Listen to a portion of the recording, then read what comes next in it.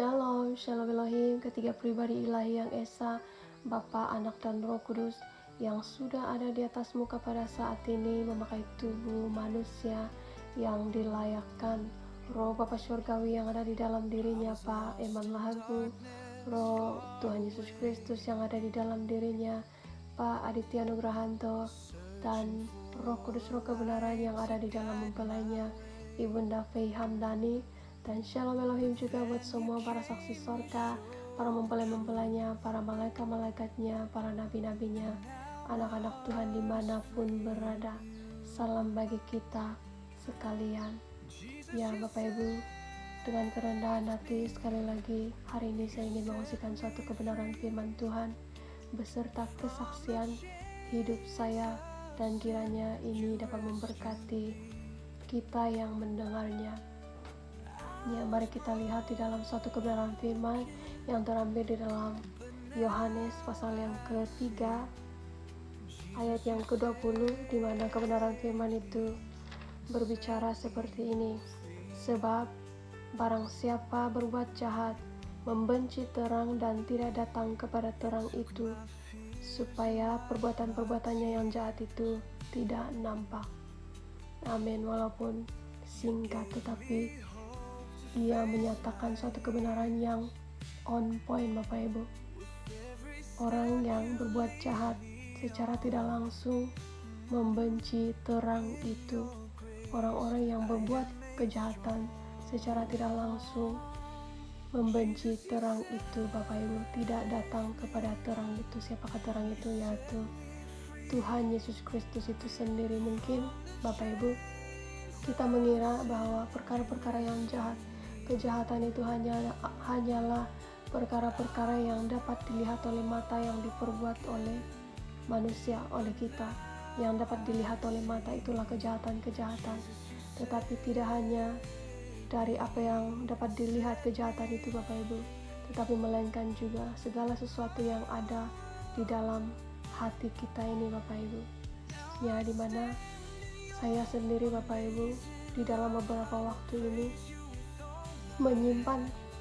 sudah sangat lama menyimpan kepahitan, amarah, dendam di dalam hati saya, yang membuat itu mengotori hati saya, Bapak Ibu. Dan itulah kejahatan-kejahatan yang saya lakukan, yang ada di dalam hati saya, membuat secara tidak langsung saya membenci terang itu. Padahal Bapak Ibu, saya tidak memaksudkan pun seperti itu. Justru apabila kita menyimpan segala kepahitan, segala amarah, segala dendam di dalam hati kita, Bapak Ibu, kita secara tidak langsung membenci terang itu dan tidak datang kepada terang itu. Karena apakah kepahitan, dendam, amarah itu berasal daripada Allah? Tentunya bukan berasal daripada Allah, tetapi berasal daripada si jahat. Makanya ia berlawanan dengan terang itu.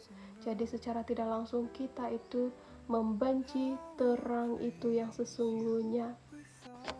Saya ingin menyampaikan Bapak Ibu bahwa ketika kita menyimpan kepahitan, amarah, dendam akan hal yang sudah berlalu, Bapak Ibu, itu akan mengikat roh kita.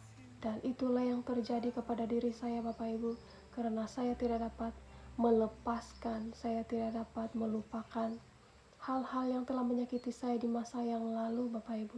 Kesakitan-kesakitan yang saya simpan di dalam hati saya mengira bahwa saya sudah melepaskannya, tetapi sebenarnya saya hanya menutupinya. Saya hanya menguburkannya jauh di dalam dasar hati saya yang sudah berakar di dalam hati saya. Tetapi Tuhan menyingkapkan kepada saya suatu waktu ini bahwa saya harus menyelesaikannya di hadapan Tuhan. Karena kita menyimpan kepahitan, amarah, dendam di dalam hati kita, menyebabkan hubungan kita di antara sesama kita itu juga mempengaruhi, Bapak Ibu. Kita menyimpan kesalahan teman-teman di sekeliling kita.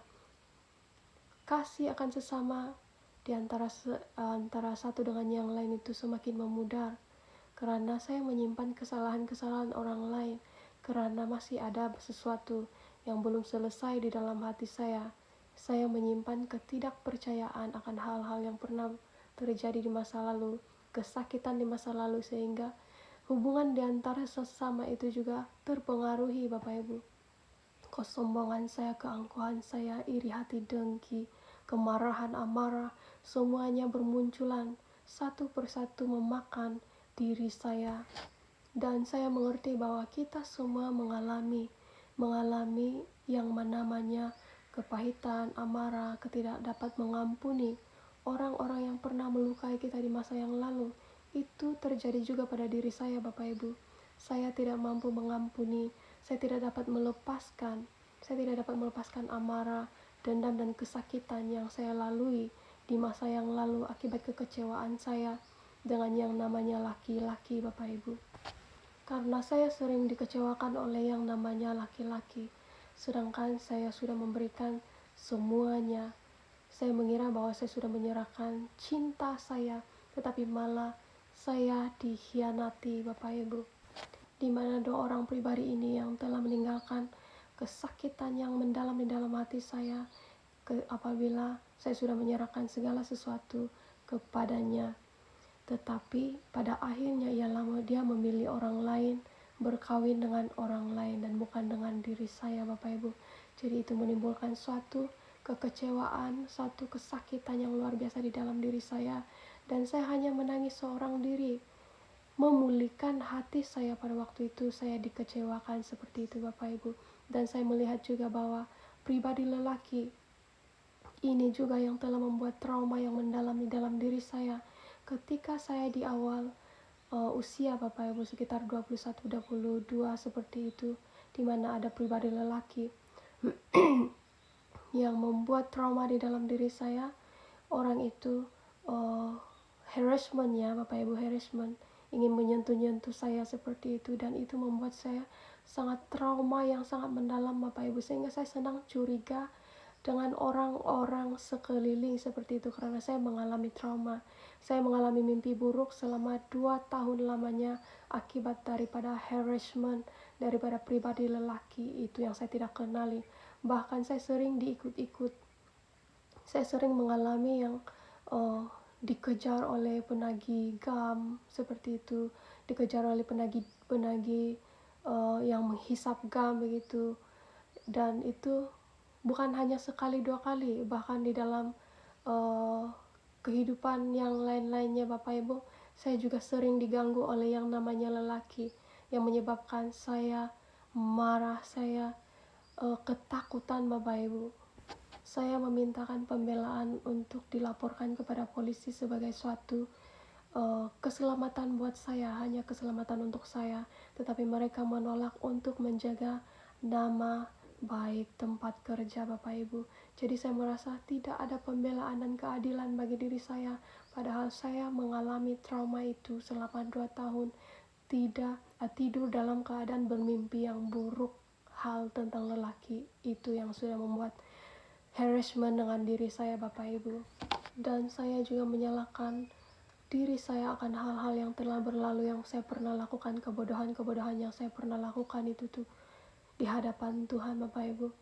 Saya struggle untuk melepaskannya, tetapi suatu waktu ketika Roh Alfa dan Omega, Tuhan Yesus Kristus itu sendiri yang sudah ada di atas muka bumi ini mengatakan untuk melepaskan, merelakan, dan mengikhlaskan hati. Ya, saya pandang jauh ke dalam hati saya dan memberikan pengampunan, melepaskan, dan saya merelakan. Itu sebagai salah suatu proses bagi kehidupan saya, membentuk saya pada hari ini, Bapak Ibu. Hanya selepas itu aliran damai, sejahtera, sukacita syurgawi mengalir di dalam hati saya, memenuhi hati saya, kedamaian yang melampaui akal logika manusia, Bapak Ibu. Oleh itu, kita harus melepaskan yang namanya kepahitan, amarah, dendam di masa lalu. Hal yang sudah terjadi di masa lalu, biarlah sudah berlalu.